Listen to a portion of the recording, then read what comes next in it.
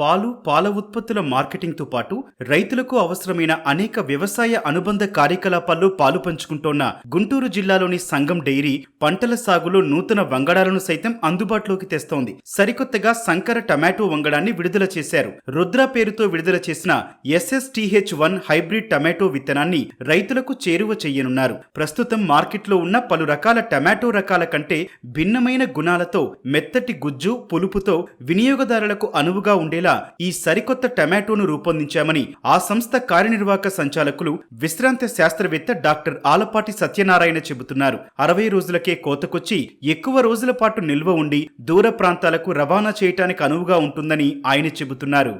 ఈ టొమాటోలో ముఖ్యంగా తెలుసుకోవాల్సింది అంటే మన ప్రాంతంలో వాడే టొమాటోకి కొంచెం పులుపు ఉండాలి, అలాగే ఉడికినప్పుడు గుజ్జు అయిపోవాలి. ప్రస్తుతం వచ్చినటువంటి మల్టీనేషనల్ కంపెనీస్ ఉన్నటువంటి హైబ్రిడ్స్ అన్నీ అధిక దిగుబడిని ఇస్తున్నాయని చెప్పి, లేదా గట్టిగా ఉండి ట్రాన్స్పోర్ట్ పనికి వస్తాయని చెప్పో మనం వాడుకుంటున్నప్పుడు అవి చాలా గట్టిగా ఉండి మన కూరలో ముక్కలుగానే ఉంటూ మన సౌత్ ఇండియన్ ముఖ్యంగా కూరలోకి అవి అనువుగా కనిపించట్లేదు. కానీ నార్త్ ఇండియాలో సలాడ్గా తింటారు కాబట్టి ఆ విధంగా మార్కెట్ దానికి బాగానే ఉంది. ఇప్పుడు మనం కూడా మరీ మెత్తగా ఉండేటటువంటి పోసా రూబీనో లేకపోతే అర్కా సౌరభ్ లాంటి వెరైటీలు కాకుండా అవి ఏంటంటే మార్కెట్లో పెడితే 2వ 3వ రోజుకి మెత్తబడిపోతాయి. దాంతో రిటైలరు ఇష్టపడలేదు. అంచేత కాయ గట్టిగా ఉండాలి, ఎట్ ద సేమ్ టైం కాయ ఉడికినప్పుడు గుజ్జు అయిపోవాలి. అలాంటి లక్షణాలతోటి హైబ్రిడ్ తయారు చేయాలని చెప్పి లక్ష్యంగా తీసుకొని మేము రుద్ర అనే ఒక హైబ్రిడ్ని ఇప్పుడు రైతుల పొలాల్లో ప్రవేశపెట్టాము. ఈ రుద్ర హైబ్రిడ్ అనేది SSTH అంటే సంగం సీడ్స్ టొమాటో హైబ్రిడ్ 1, దానికి రుద్ర అని నామకరణం చేయడం జరిగింది. ఈ రుద్ర రకము మిగతా రకాల కంటే త్వరగా కాపుకు వస్తుంది. అంటే మనం నాటిన 60వ రోజుకి మొదటి కాపు వచ్చేస్తుంది, పండుకాయలు. అంటే ఎర్లీగా మార్కెట్లోకి వస్తుంది కాబట్టి రైతుకు ఉపయోగం. ఇకపోతే అత్యధిక దిగుబడి ఇప్పుడున్న కమర్షియల్ హైబ్రిడ్స్ కంటే కూడా ఎక్కువ దిగుబడి ఇస్తుంది.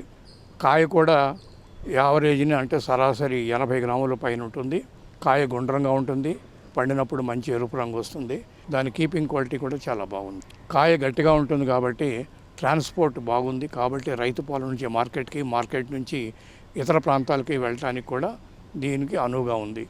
ఈ విధంగా అన్ని రకాలైనటువంటి మంచి లక్షణాలు ఉన్నటువంటి ఈ రుద్ర దీనికి సపోర్ట్ ఇచ్చుకుంటూ కనుక మనం ట్రెల్లీస్లో ఇచ్చుకుంటూ కనుక పోతే 5 అడుగులు 5.5 అడుగులు ఎత్తు పెరుగుతుంది. కాయ వేస్టేజ్ అస్సలు కనిపించలేదు. కాబట్టి రైతులకి ఈ వేస్టేజ్ మిగతా టొమాటోలో 15-20% వేస్టేజ్ ఉన్నప్పుడు ఇక్కడ మాకు 1% కూడా వేస్టేజ్ రాలేదు.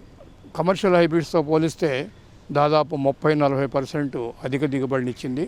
ఇక తెగుళ్ళ విషయం వస్తే చేలో వచ్చేటటువంటి దీనికి వచ్చే వైరస్ తెగుళ్ళు కూడా ఏమీ రావట్లేదు. ఈ వెరైటీని ఇప్పుడు మేము ఆంధ్రప్రదేశ్లో రైతులకు ప్రవేశపెట్టాము. 3 సంవత్సరాల నుంచి డెమాన్స్ట్రేషన్స్ వేసిన రైతులందరూ చాలా సంతోషంగా ఉన్నారు. ఒక రైతుకైతే దాదాపు 70% అధిక దిగుబడి వచ్చింది కమర్షియల్ హైబ్రిడ్స్ కంటే. దీనికి ఎక్కువ మార్కెట్ చిత్తూరు జిల్లా, ఎక్కువగా కల్టివేట్ చేసేది చిత్తూరు జిల్లా, మదనపల్లి, వీకోట, కుప్పం ప్రాంతాల్లోనూ, అలాగే అనంతపురం, కర్నూలు జిల్లాల్లో ఉంది. ఇక్కడ కోస్టల్ ఆంధ్రాలో కొంచెం తక్కువ, ఎందుకంటే వర్షాలు ఎక్కువ కాబట్టి ఏదో వేసవకాలంలో పండిస్తారు, కానీ మిగతా సీజన్లో చాలా తక్కువ సాగులో ఉంటుంది. అయినా కూడా ఇది తెగుళ్ళు తట్టుకునే రకం కాబట్టి, తక్కువ హైబ్రిడ్ కాబట్టి ఈ కోస్తా ఏరియాలో, గుంటూరు ఏరియాలో కూడా చాలా మంచి దిగుబడులు ఇచ్చింది. దీన్ని రాష్ట్రం అంతటా సిఫారసు చేయబడింది. అయితే ప్రస్తుతము ఇది చిత్తూరు జిల్లాలో, అనంతపురం జిల్లాలో, కర్నూలు జిల్లాలో దానికి ఎక్కువ ఆదరణ ఉంటుందని నేను ఆశిస్తున్నాను. కోస్టల్ ఆంధ్రాలో ముఖ్యంగా ప్రకాశం, గుంటూరు, కృష్ణా జిల్లాల్లో కూడా అదే మాదిరిగా ఇది మిగతా వాటి కంటే ఎక్కువ పెర్ఫార్మెన్స్ ఇచ్చింది కాబట్టి ఇక్కడ కూడా దీని ఏరియా పెరుగుతుందని చెప్పి నేను భావిస్తూ ఉన్నాను. వాతావరణ పరిస్థితులను తట్టుకొని మంచి దిగుబడులను అందిస్తోన్న ఈ టమాటో రకం కోస్తా ప్రాంతాల్లో కూడా సాగుకు అనువుగా ఉంటుందని శాస్త్రవేత్త చెబుతున్నారు.